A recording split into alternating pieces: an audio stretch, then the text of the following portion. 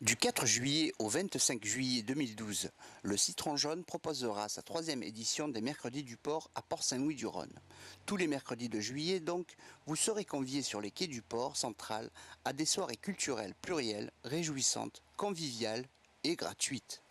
Des spectacles populaires, musicaux et poétiques pendant lesquels vous seront proposés des mets typiques et exquis à un tarif abordable, le tout dans le respect des normes d'organisation éco-responsable.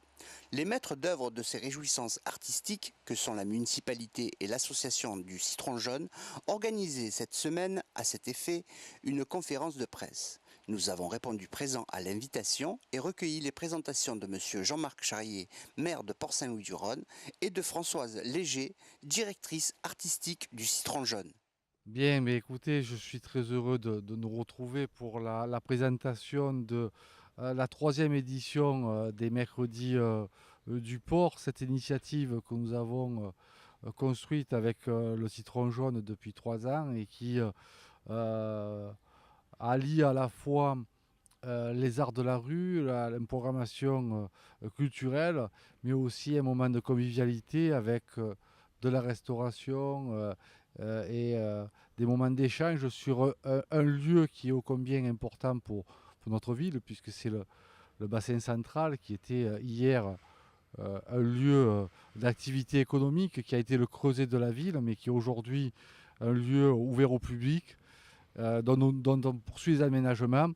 Et cette initiative des Mercredis du Port s'inscrit dans la volonté qui est la nôtre d'avoir comme support de cohésion sociale, de vivre ensemble la culture. Et nous avons ainsi toute une programmation dans l'été 2012, mais aussi à partir de l'automne prochain et dans la préparation de Marseille 2013, capitale européenne de la culture, d'initiatives en direction des publics port-saint-louisiens pour leur offrir une grande diversité. Et je tenais à remercier et à féliciter le Citron Jaune qui fêtera cette année ses 20 ans d'exigence. Je vais y arriver. Exigence, c'est ça. Ses 20 ans d'existence. Et tout comme le bassin, je dirais le port de plaisance derrière nous, dont nous avons fêté il y a quelques semaines. Donc 20 ans, c'est l'âge de l'amour et l'amour en direction de la culture est quelque chose de très fort à Port-Saint-du-Rhône. Et on s'aperçoit combien les Port-Saint-Louisiens, mais aussi celles et ceux qui viennent nous visiter, sont sensibles à cette programmation. Et un grand bravo et un grand merci, une fois encore, au Citron Jaune et à tous ces acteurs qui seront présents, à la fois les restaurateurs, les pêcheurs, conchiculteurs qui seront aussi présents dans ce dispositif pour présenter la restauration.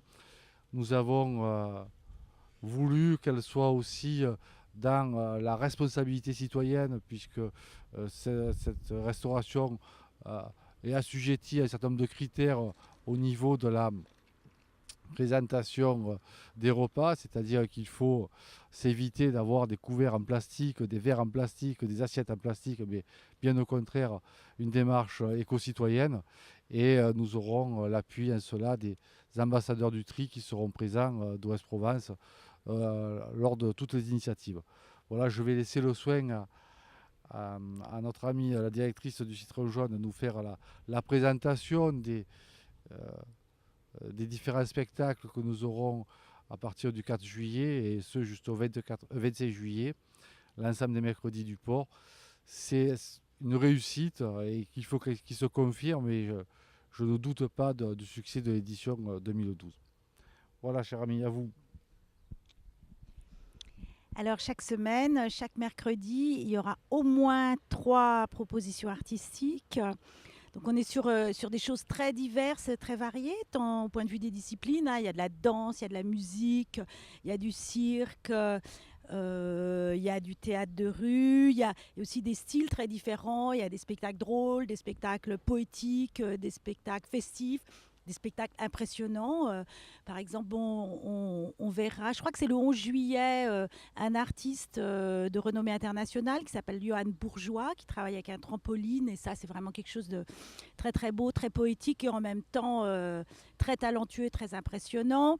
On retrouvera le polichineur de tiroir que Je pense que le public avait beaucoup apprécié l'année dernière avec spectacle avec des marionnettes et quelque chose de très poétique. Il y aura Zara Graf, donc un groupe de musique qui monte, hein, puisque en même temps que leur programmation live sur le port, on fera aussi à Port-Saint-Louis l'avant-première du film Cinderella, dont ils ont signé la bande-son. Donc Zara Graf, il y aura un groupe, alors je me souviens plus le nom, mais c'est du tango et du musique, tango, danse et feu. Donc c'est un couple qui danse le tango et qui va littéralement s'enflammer. On a souhaité aussi faire le lien avec les quartiers les plus excentrés de la ville. En particulier, il y a une installation, hein, qui sera sur le port. Donc l'installation se fait sous la direction du plasticien Pierre Surtel, mais elle est réalisée par les habitants des quartiers. Donc il y a des habitants des quartiers d'Ambroise Croizat qui ont travaillé dans des ateliers, et les habitants du quartier Vauban. Donc on a réalisé une espèce de grosse installation qui va s'appeler Voyage à la mer.